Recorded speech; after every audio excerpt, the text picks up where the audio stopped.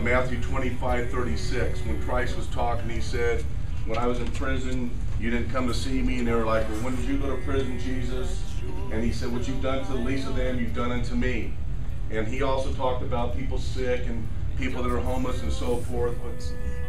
Neither are your ways my ways, declares the Lord. As the heavens are higher than the earth, so are my ways higher than your ways, and my thoughts than your thoughts. We're not going to get it sometimes. We're not going to see the big picture. One of the ways that it's been described to me is two sides of the tapestry. One side is really cool looking. One side is beautiful. But all the threads and the jumbled colors and all the mess is on the other side. Well, we see that side. But God sees the orchestration of the other side. He knows what he's putting together. We don't get it sometimes. And then as that passage goes on, as the rain and the snow come down from heaven and do not return to it without watering the earth and making it bud and flourish, so that it yields seed for the sower and bread for the eater, so is my word that goes out from my mouth. It will not return to me empty, but will accomplish what I desire and achieve the purpose for which I have sent it. God's purposes will be served. This is a brutal ministry. There are ugly things that happen. Randy's going to tell you that.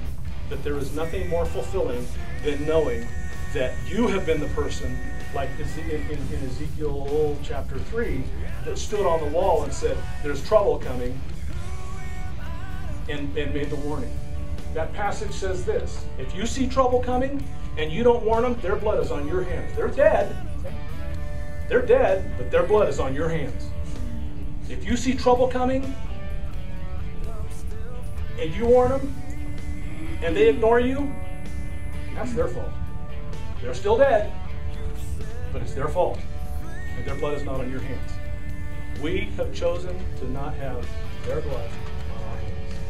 And we will stand on the wall and we will make that announcement. We'll tell it and look them in the eyes. To pick what ministry I wanted to participate in, this was not it.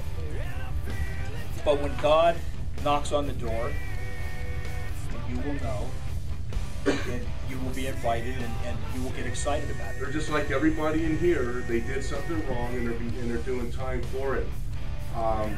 But I'll tell you, if you feel that God's leading you in prison ministry, go for it. You'll be so blessed, like you can't believe.